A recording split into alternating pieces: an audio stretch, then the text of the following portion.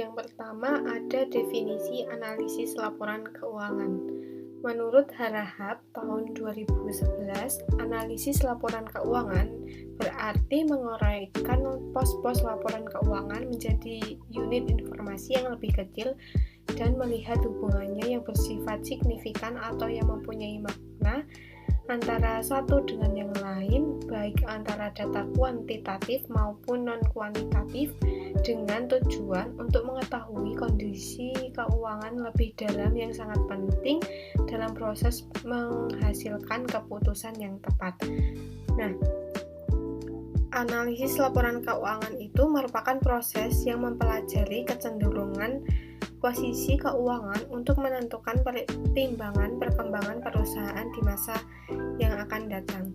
Nah, hasil analisis laporan keuangan akan mampu menginterpretasikan berbagai hubungan dan kecenderungan yang dapat memberikan pertimbangan terhadap keberhasilan perusahaan di masa yang akan datang. Yang selanjutnya ada tujuan analisis laporan keuangan. Nah, menurut Kasmir di tahun 2014 itu ada 6 tujuan. Yang pertama ada untuk mengetahui posisi keuangan perusahaan dalam satu periode tertentu, baik aset, kewajiban, ekuitas, maupun hasil usaha yang telah dicapai untuk beberapa periode. Yang kedua, untuk mengetahui kelemahan-kelemahan apa saja yang menjadi kekurangan dari perusahaan tersebut. Yang ketiga, untuk mengetahui kekuatan-kekuatan yang dimiliki perusahaan. Yang keempat, untuk mengetahui langkah-langkah perbaikan apa saja yang perlu dilakukan ke depan berkaitan dengan posisi keuangan perusahaan saat ini. Yang kelima, itu ada untuk melakukan penilaian kinerja manajemen ke depan, apakah perlu adanya pembaharuan atau tidak karena sudah dianggap berhasil ataupun gagal. Dan yang keenam, itu dapat digunakan sebagai pembanding dengan perusahaan sejenis tentang hasil yang mereka capai. Nah, tujuan analisis laporan keuangan itu merupakan atau dapat menjadi alat dalam pengambilan keputusan. Nah, keputusan yang dimaksud itu berupa langkah perbaikan dalam kelemahan perusahaan untuk penilaian kinerja perusahaan dengan membandingkan hasil yang dicapai dan dapat mengetahui kekuatan perusahaan tersebut. Yang selanjutnya ada metode analisis laporan keuangan. Nah, metode analisis laporan keuangan ini dibagi menjadi dua, yaitu metode vertikal dan metode horizontal, di mana metode vertikal ini merupakan analisis yang dilakukan terhadap hanya satu periode laporan keuangan saja, yaitu analisis dilakukan antara pos-pos yang ada dalam satu periode. Informasi yang diperoleh hanya untuk satu periode saja dan tidak diketahui perkembangan dari periode ke periode yang lainnya. Nah, sedangkan metode horizontal itu merupakan analisis yang dilakukan dengan membandingkan laporan keuangan untuk beberapa periode. Dari hasil analisis ini akan terlihat perkembangan perusahaan dari periode satu ke periode yang lainnya. Nah, untuk lebih jelasnya, di sini saya akan membahas tentang metode vertikal atau ciri-ciri dari metode vertikal. Yang pertama ada metode vertikal ini membandingkan pos dalam periode berjalan dengan jumlah total pada laporan yang sama. Yang kedua, bermanfaat untuk menyoroti hubungan yang signifikan dalam laporan keuangan. Yang ketiga, analisis vertikal terhadap neraca, itu pos aktiva dinyatakan dengan persen dari total aktiva. Nah, sedangkan pos kewajiban dan ekuitas dinyatakan sebagai persen total kewajiban dan ekuitas. Yang keempat, analisis vertikal terhadap laporan laba rugi, itu posnya dinyatakan sebagai persen dari total pendapatan atau penghasilan. Dan yang kelima, metode vertikal ini biasa diterapkan untuk beberapa periode periode guna menyoroti perubahan hubungan sepanjang waktu. Yang kedua, ada ciri-ciri dari metode horizontal. Yang pertama ada mengadakan perbandingan laporan keuangan sehingga dapat mengetahui perkembangan laporan keuangan perusahaan. Yang kedua, akun laporan keuangan tahun berjalan dibandingkan dengan akun yang sama pada periode sebelumnya. Yang ketiga, kenaikan atau penurunan jumlah pos dihitung sebagai persentase kenaikan atau penurunan. Dan yang keempat, itu membandingkan laporan dari dua periode yang berbeda, yaitu laporan keuangan yang lebih awal selalu biasanya dapat dijadikan dasar perhitungan. Yang pertama, analisis perbandingan. Analisis perbandingan adalah teknik analisis yang dilakukan dengan cara menyajikan laporan keuangan secara horizontal dan membandingkan antara satu dengan yang lain dengan menunjukkan informasi baik dalam bentuk rupiah atau dalam bentuk unit. Tujuan dari analisis perbandingan adalah untuk mengetahui perubahan-perubahan berupa kenaikan atau penurunan pos-pos laporan keuangan atau data lainnya dalam dua atau lebih periode yang dibandingkan.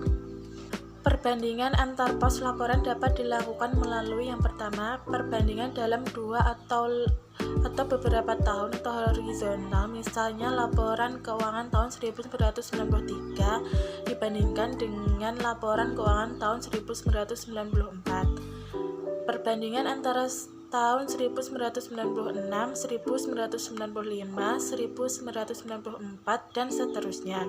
Yang kedua, perbandingan dengan perusahaan yang dianggap terbaik.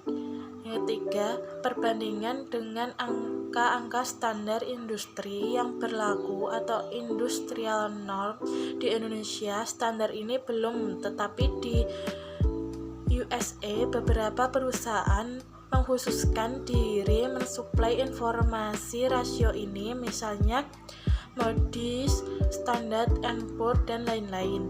Yang keempat, perbandingan dengan bagian divisi atau seksi yang ada dalam suatu perusahaan. Yang terakhir, perbandingan dengan budget atau anggaran. Standar ukuran untuk membandingkan laporan ada 3. Yang pertama, standar penyusunan laporan keuangan harus sama.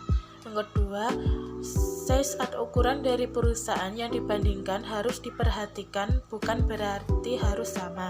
Yang ketiga, periode laporan dibandingkan harus sama, khususnya untuk laporan laba rugi dan komponennya.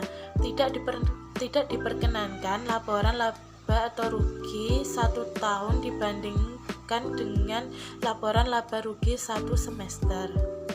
Teknik analisis laporan keuangan yang kedua yaitu adalah analisis tren. Analisis tren atau tendensi merupakan analisis laporan keuangan yang biasanya dinyatakan dalam persentase tertentu. Tujuan dari analisis tren adalah untuk menelaah tendensi atas kondisi keuangan dan kinerja perusahaan. Rumus analisis tren. Dalam analisis tren harus ditentukan tahun dasar sebagai perbandingan, kemudian dicarikan angka indeksnya. Rumus untuk mencari angka indeks adalah tren sama dengan nilai tahun pada saat ini dibagi dengan nilai tahun dasar dikali 100%. Selanjutnya yaitu analisa common size. Analisa common size dilakukan dengan cara membandingkan persentase antara satu pos dengan pos yang lainnya, dan angkanya ditunjukkan dalam persen. Penggunaan analisa common size pada neraca ditentukan satu pos sebagai standar 100%, lalu pos yang lainnya dibandingkan terhadap pos standar tersebut. Kemudian neraca yang sudah dilakukan analisa common size akan tampak dua hal, yaitu yang pertama distribusi aktiva dan pasiva, dan yang kedua dekonstribusi tiap pos terhadap aktiva dan pasiva. Beberapa hal penting yang dapat dijadikan dasar untuk menganalisa yaitu yang pertama Kontribusi dari tiap pos terhadap total aktiva atau pasiva menunjukkan tingkat kepentingan untuk dianalisa lebih lanjut. Yang kedua, membandingkan hasil analisa tersebut dengan karakteristik industri yang bersangkutan. Misalnya, yang pertama, perusahaan manufaktur yang padat modal, aktivanya akan terdistribusi ke aktiva tetap karena memerlukan bangunan pabrik dan mesin-mesin industri dalam proses produksi. Yang kedua, perusahaan jasa, aktivanya akan terdistribusi pada piutang karena perusahaan ini mengelola keuangan yang disalurkan pada yang membutuhkan, misalnya perbankan. Yang ketiga, perusahaan perdagangan, aktivanya akan terdistribusi pada piutang dan persediaan barang dagangan. Yang selanjutnya yaitu analisa rasio. Dalam laporan keuangan yang disajikan oleh perusahaan, dalam beberapa kurun waktu dapat digunakan untuk memprediksi laba atau dividen di waktu yang akan datang. Rasio keuangan dirancang untuk membantu mengevaluasi laporan keuangan atau membantu kita mengidentifikasi beberapa kekuatan dan kelemahan keuangan perusahaan. Rasio keuangan juga sebagai alat pembanding posisi perusahaan dengan pesaing untuk kebijakan keuangan perusahaan ke depannya. Selanjutnya yaitu rasio keuangan dapat dikelompokkan dalam 5 kelompok. Yang pertama ada rasio likuiditas, merupakan sebuah kemampuan suatu perusahaan untuk memenuhi kewajiban jangka pendeknya secara tepat.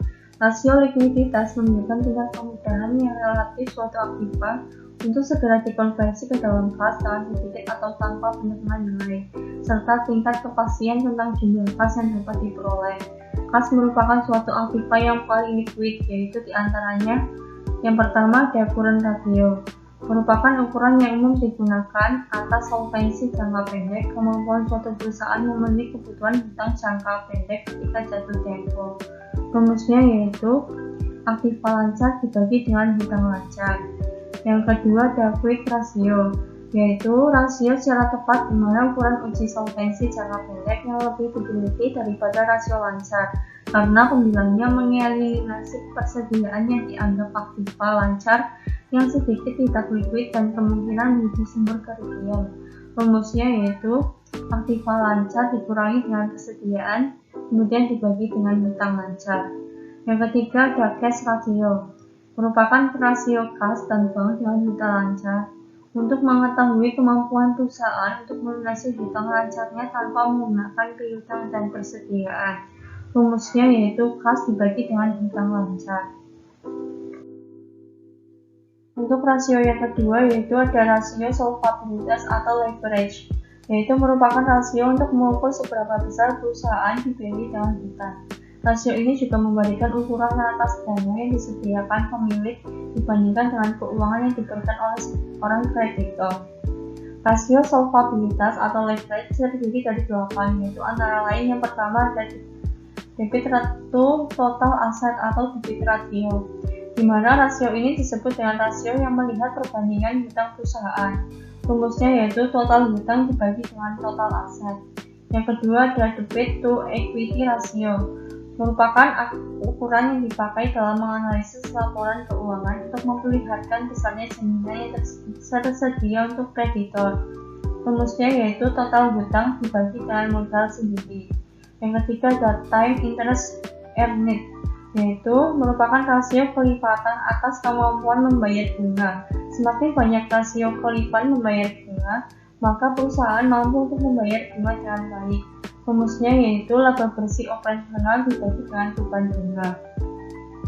Yang keempat, ada total asset to equity, yaitu merupakan rasio antara total aset dengan modal sendiri yang ada di dalam perusahaan.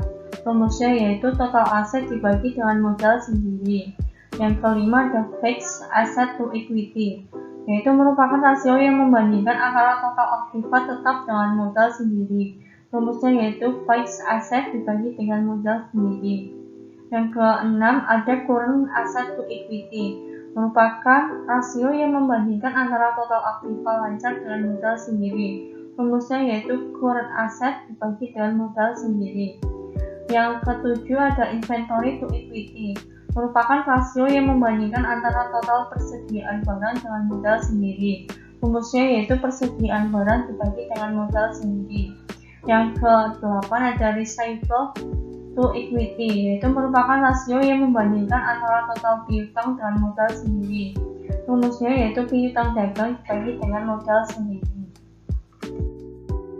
Rasio yang ketiga yaitu ada rasio aktivitas, merupakan sebuah rasio atau efisiensi yang digunakan untuk mengukur efektivitas perusahaan dalam memanfaatkan sumber daya atau aktifanya. Rasio aktivitas menunjukkan seberapa jauh manajemen dapat mengumpulkan penjualan yang cukup atas aktiva perusahaan yang digunakan. Pada umumnya, yaitu meliputi rasio-rasio sebagai berikut dengan rumus rasio dari rasio efisiensi. Yang pertama ada sales to liquid asset, yaitu merupakan rasio yang membandingkan antara total penjualan dengan aktiva liquid. Rumusnya yaitu penjualan dibagi dengan aktiva liquid. Yang kedua ada sales to receivable, yaitu merupakan rasio yang membandingkan antara total penjualan dengan piutang. Rumusnya yaitu penjualan dibagi dengan piutang dagang. Yang ketiga ada sales to inventories, yaitu merupakan rasio yang membandingkan antara total penjualan dengan persediaan barang. Rumusnya yaitu penjualan dibagi dengan persediaan barang. Yang keempat ada sales to current asset, yaitu merupakan rasio yang membandingkan antara total penjualan dengan aktiva lancar. Rumusnya yaitu penjualan dibagi dengan aktiva lancar. Yang kelima ada sales to fixed asset, yaitu merupakan rasio yang membandingkan antara total penjualan dengan aktiva tetap. Rumusnya yaitu penjualan dibagi dengan aktiva tetap. Yang keenam ada sales to total asset, merupakan rasio yang membandingkan antara total penjualan dengan total aktiva. Rumusnya yaitu penjualan dibagi dengan total aktiva. Rasio yang keempat adalah rasio profitabilitas, yaitu merupakan rasio yang menunjukkan gambaran tentang tingkat efektivitas pengelolaan perusahaan dalam menghasilkan laba. Rasio ini digunakan sebagai ukuran apakah pemilik atau pemegang saham dapat memperoleh tingkat pengembalian yang pantas atas investasinya. Rasio yang digunakan umumnya meliputi rasio-rasio berikut ini, yaitu yang pertama ada net profit margin, yaitu merupakan rasio yang membandingkan antara laba bersih setelah pajak dengan penjualan. Rumusnya yaitu laba bersih dibagi dengan penjualan. Yang kedua ada return of investment, yaitu rasio yang membandingkan antara laba bersih setelah pajak dengan total aktiva. Rumusnya yaitu laba bersih dibagi dengan total aktiva. Yang ketiga ada return on equity, yaitu merupakan rasio yang membandingkan antara laba bersih setelah pajak dengan modal sendiri. Rumusnya yaitu laba bersih dibagi dengan modal sendiri. Rasio yang kelima yaitu ada rasio pasar, merupakan sebuah rasio yang menunjukkan sekelompok rasio yang berhubungan dengan harga saham perusahaan yang dibandingkan dengan laba perusahaan, nilai buku per lembar, dan nilai pasar dibandingkan dengan nilai buku. Rasio yang digunakan umumnya meliputi rasio-rasio berikut ini. Yang pertama ada price earning ratio, merupakan rasio yang membandingkan antara harga per saham dengan laba per saham. Rumusnya yaitu harga per saham dibagi dengan laba per saham. Yang kedua ada book value per share, merupakan rasio yang membandingkan antara modal ekuitas dengan jumlah saham yang beredar. Rumusnya yaitu modal ekuitas dibagi dengan jumlah saham beredar. Yang ketiga ada mark to book value ratio, merupakan rasio yang membandingkan antara harga pasar per saham dengan nilai buku per saham. Rumusnya yaitu harga pasar per saham dibagi dengan nilai buku per saham. Yang selanjutnya yaitu teknik analisis time series index. Menurut Darsono dan Ashari, analisis time series atau analisis runut waktu merupakan analisis laporan keuangan dengan menggunakan data laporan keuangan dari tahun ke tahun. Sedangkan menurut Harahap, analisis time series index adalah menyajikan laporan keuangan beberapa tahun atau time series, kemudian angka-angka laporan dikonversi dengan angka indeks yang memiliki tahun dasar, sehingga analisa dapat melihat perkembangan, posisi, dan kemajuan perusahaan dalam rentan waktu tertentu. Teknik ini bisa menggunakan angka indeks dan juga bisa menggunakan angka-angka yang ada dalam laporan keuangan disajikan dalam rentan waktu seri, misalnya yaitu 5 tahun. Untuk melakukan analisis time series index ini, kita dapat melakukannya melalui dengan dua cara.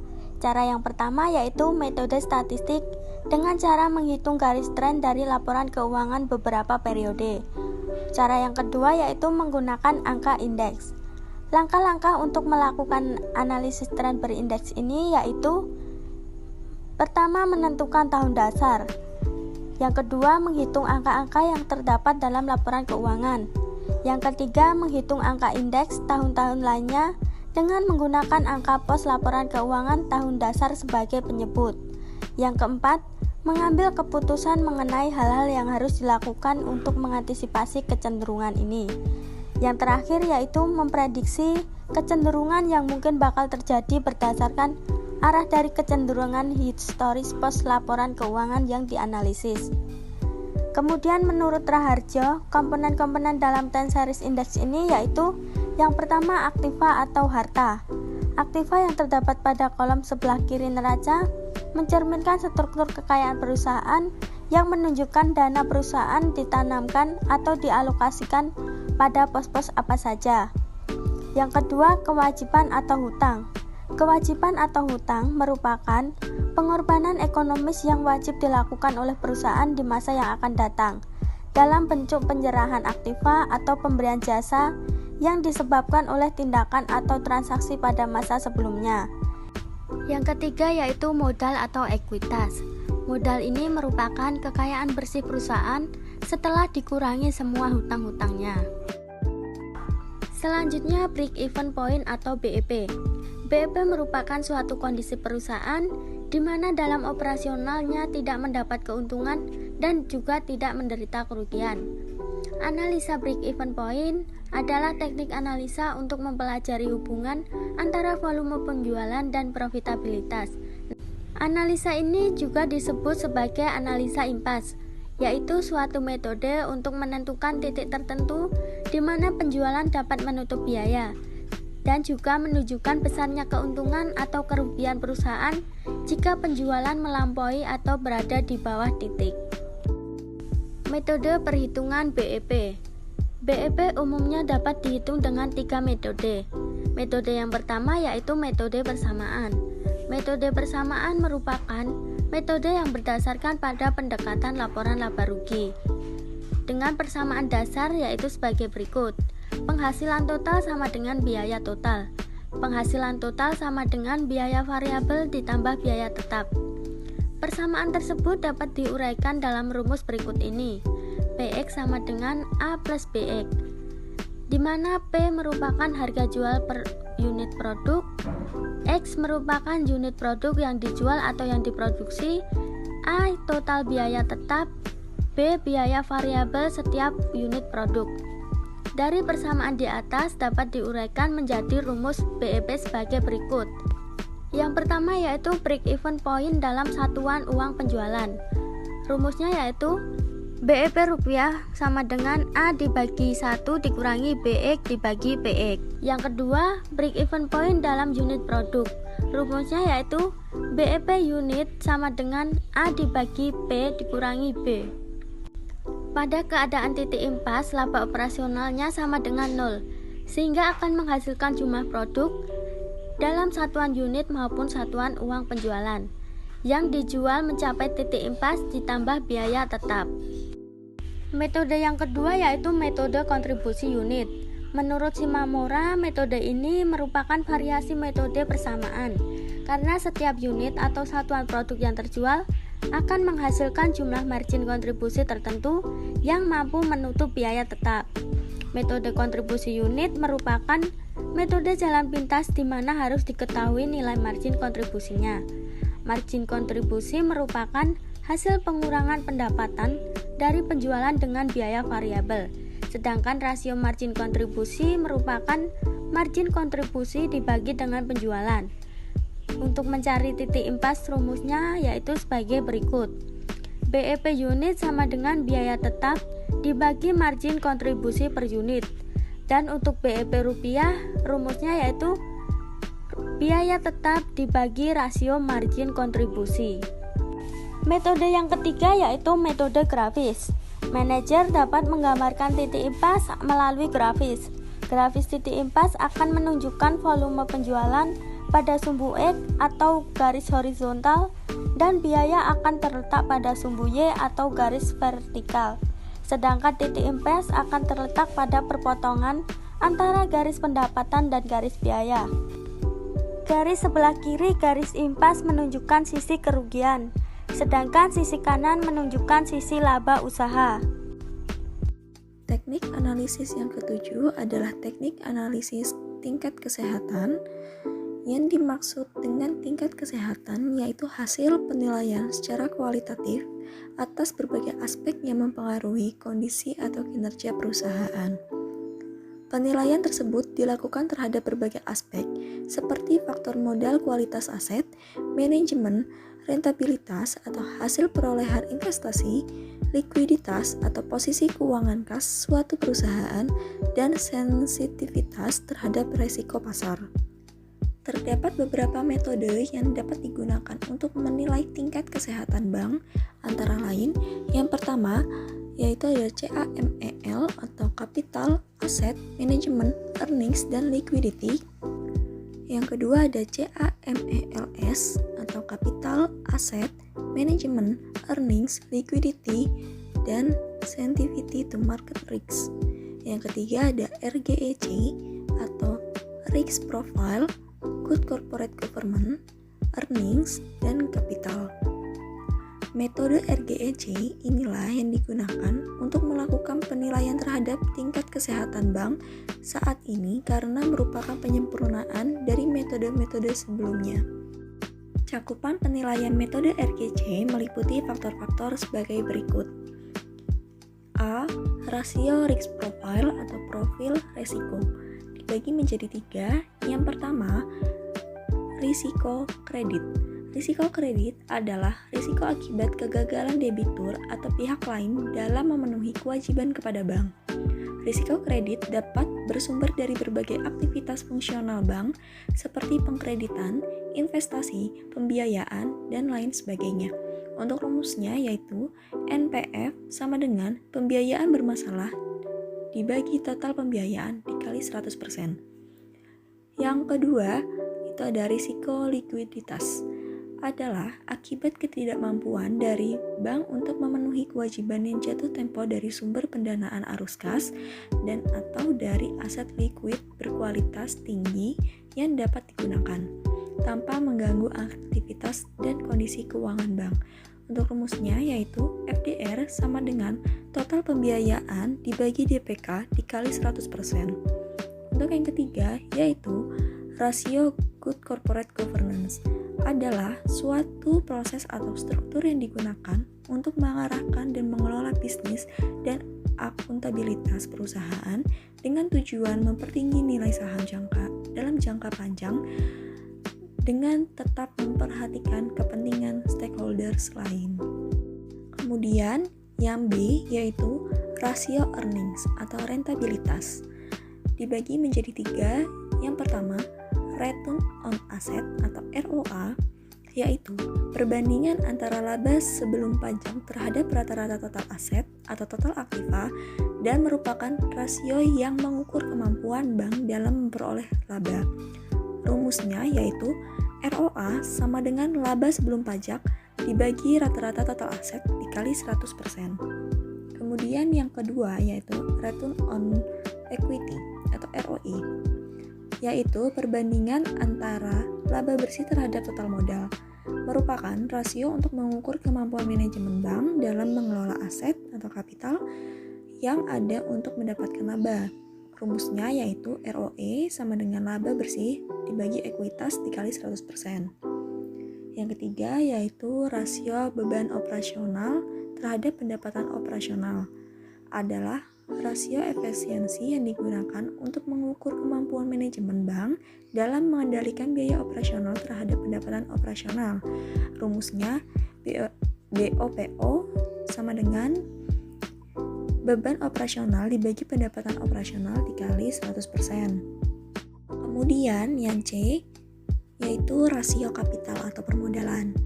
Kecukupan modal merupakan faktor yang penting bagi bank dalam rangka pengembangan usaha dan menampung resiko kerugian. Dan rasio yang digunakan adalah CAR atau Capital Adequacy Ratio. Rumusnya itu CAR sama dengan modal dibagi ATMR dikali 100%. Selanjutnya yaitu tahapan analisis laporan keuangan. Yang pertama yaitu menetapkan tujuan dan konteks analisis. Analis bisa menghadapi berbagai macam kemungkinan di lapangan. Yang akan dihadapi analis pada tahap ini antara lain A. Klien dengan kebutuhannya, B. Data yang harus dikumpulkan, C. Jenis analis seperti historis, komparasi antar perusahaan atau segmen usaha tertentu. Yang ke D. Rasio keuangan yang akan digunakan. Analisis untuk menentukan kredit rating sebuah perusahaan akan sangat berbeda dengan analisis untuk memilih perusahaan untuk menjadi bagian dari portofolio. Apabila analis langsung menghitung semua rasio, fokus perhatian tidak akan mengarah pada kesimpulan yang khusus. Hasil dari tahap ini yaitu A. Tujuan analisis, B. Pertanyaan-pertanyaan yang harus dijawab, C. Laporan yang harus dibuat, dan D. Waktu dan anggaran yang diperlukan. Untuk tahapan analisis yang kedua yaitu mengumpulkan data.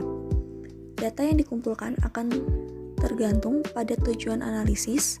Kemungkinan data yang dibutuhkan analisis adalah A. Laporan keuangan perusahaan beberapa tahun, B. Laporan keuangan perusahaan pesaing, C. Kondisi persaingan usaha, D. Peta pelanggan, dan E. Karakteristik pemasok. Data pesaing akan diperlukan ketika kinerja sebuah perusahaan dievaluasi. Diskusi dengan manajemen diperlukan ketika analis membicarakan prospek perusahaan, terutama pertumbuhan perusahaan pada waktu yang akan datang. Pada tahap ini, hasil yang diperoleh adalah laporan keuangan yang sudah siap dianalisis dan tabel penunjang. Untuk tahapan analisis yang ketiga yaitu memproses data. Pada tahap ini, analis mengolah laporan keuangan yang sudah dipersiapkan. Pada dasarnya, laporan keuangan yang diperoleh adalah bahan baku. Laporan keuangan akan disesuaikan dengan format standar yang sudah disiapkan oleh analis sebelumnya.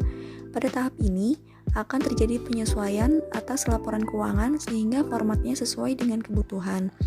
Setelah laporan keuangan disesuaikan, langkah berikutnya bisa jadi adalah A. Melakukan analisis common size, B. Menghitung rasio keuangan sesuai kebutuhan, C. Melakukan proyeksi laporan keuangan untuk analisis bersifat prospektif. Untuk tahapan yang keempat yaitu menganalisis dan menginterpretasikan data yang diproses. Pada tahap ini, analis akan mencurahkan kemampuannya untuk melakukan penjelasan secara kualitatif atas data yang sudah diolah. Pada jenis analisis tertentu, analis harus membuat kesimpulan atas sebuah saham, apakah akan mengambil posisi tahan, beli, atau jual. Pada analisis kredit, analis mungkin harus mendefinisikan prospek kemampuan membayar utang dari calon debitur perusahaan. Tahapan yang kelima yaitu mengembangkan dan mengomunikasikan kesimpulan. Setiap institusi mungkin akan mempunyai format yang berbeda dalam mengembangkan komunikasi dengan kliennya.